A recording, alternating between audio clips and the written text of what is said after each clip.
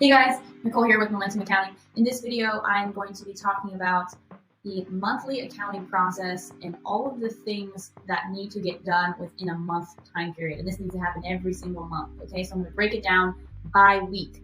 So the first thing that needs to get done weekly is on the accounts payable side. So once a week, whoever's managing AP, whether this be your bookkeeper or a separate admin person, this person is going to batch all of the bills that come to you as a company, and I highly recommend setting up one email address so that all emails or all the bills come routed through something like accounting@yourdomain.com, so they're not coming into like you as a business owner and multiple people in the business. So very, very important, set up that one email address early on, okay, and have all your vendors set up that email address as their point of contact. So this person should be batching all of those bills, entering them into the accounting system or bill.com if you're using some sort of online payments solution. And then they should be doing all the data entry, coding the expense account, and requesting a W-9 if it's a new vendor. You should be requesting a W-9 before you pay them, so that way when 1099s come around in January, you have all that information. And so really you should be doing the data entry and then assigning somebody else at the business to approve that bill. And this is really important. You should never allow your accountant or bookkeeper to pay bills or do any cash disbursements, whether that be on credit card or from your bank account, without there being an approval process, okay? And I don't mean like, yes, I send you an email and say approval. I'm talking about the approval process with an audit workflow. So for example, with bill.com, you can set the user rights, so certain users cannot actually distribute money out of the bank account without an approval. Okay, so approval workflow is very, very important. So bookkeeper enters the bills, business owner or somebody on the client side is then going to approve it for payment. Now, in some businesses that don't have cash flow issues, we may go ahead and then just release all of the cash once a week as well, so pay all the bills that have been approved. In a lot of businesses, we need to do a little bit more cash management. So what we'll do is we'll create a short-term cash flow sheet, either in Google Sheets or use a third-party tool. But basically what we're doing is we're looking at all the deposits coming in for the next couple weeks, all the recurring charges that go out automatically, payroll that we know is coming up. And then we'll look at, okay, after we know these deposits are coming in, we know these expenses are going out, now let's look at our AP aging and choose which bills we can pay depending on how much cash we think we're going to have this week, okay? So that's the bill pay side of it. Now, if we flip it into the accounts receivable side, I'm not going to get into cadence on invoicing because that really is dependent upon the specific business. But what we do on our end as the accounting department for our clients is we will go into their QuickBooks Online or Xero, and every week we are entering all of the bank transactions that have come into the accounting software or matching them against an invoice. So the reason we do this at least weekly is because the business owner should be able to at least weekly look at their accounts receivable aging and know that it's accurate and feel confident that's 100% accurate. There's nothing more embarrassing than reaching out to a customer and hounding them for payment and then finding out that the customer has already paid, right? So we never want our clients to be in that position. And a lot of times when clients come to us, they're having challenges around like, can I really trust, when I look at my accounts receivable aging report, can I really trust it? And so that's a big part of the accounting process, is managing that. If you're already using a payment processor, that's great.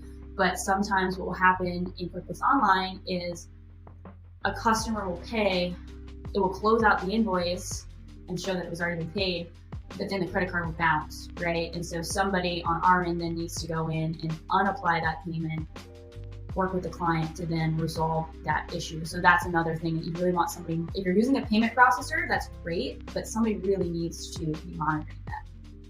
So that's AP and AR. Those are all weekly. Every week, the business owner or whoever's really managing the accounting process should be looking at cash in the bank, AP, AR, and then 2-week short-term cash flow if your business warrants that.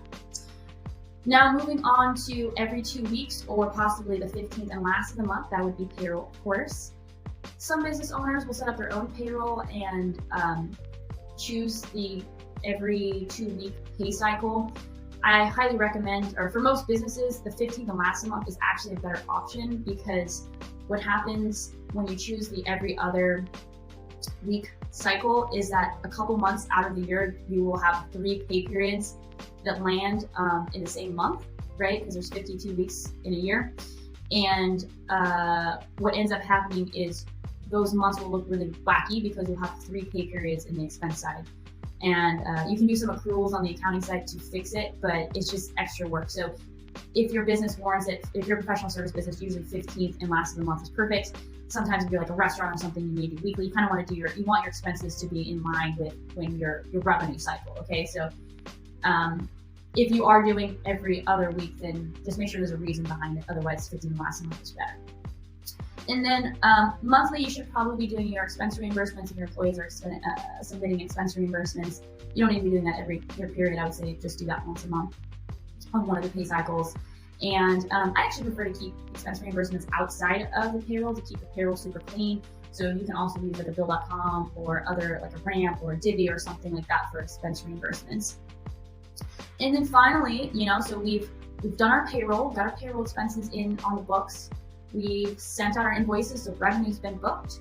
We've sent out we've created our bills, so our expenses have been booked.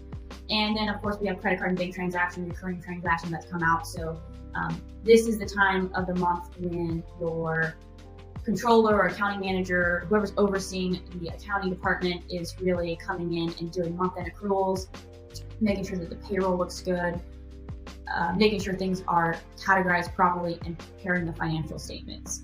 So once the financial statements have been prepared out of the box or out of your accounting solution, you'll definitely be getting your P&L, balance sheet, and cash flow statement. And at a minimum, right, you should be going through those with your accountant. And then if you are doing any forecasting or looking at any KPIs, that would be your opportunity to then review those with your advisor as well. So those are all of the things that should be happening within your accounting department on a monthly basis to make sure things are running smoothly. One thing I didn't mention is if you are doing time tracking, you can also be looking at utilization and things like that on a weekly basis. So that by the time you get to your financial statements, nothing should really be a surprise. You should just be, checking in, making sure that you're understanding the numbers and looking at any ways that you can possibly improve your profitability or cash flow. So if you don't know about Momentum Accounting, we are a fractional accounting department for businesses that aren't quite big enough to need a full-time in-house bookkeeper, controller, CFO, payroll specialist. So if you want to find out more about what we do, feel free to contact us on our contact page at momentumaccounting.com, and I will see you at the next video.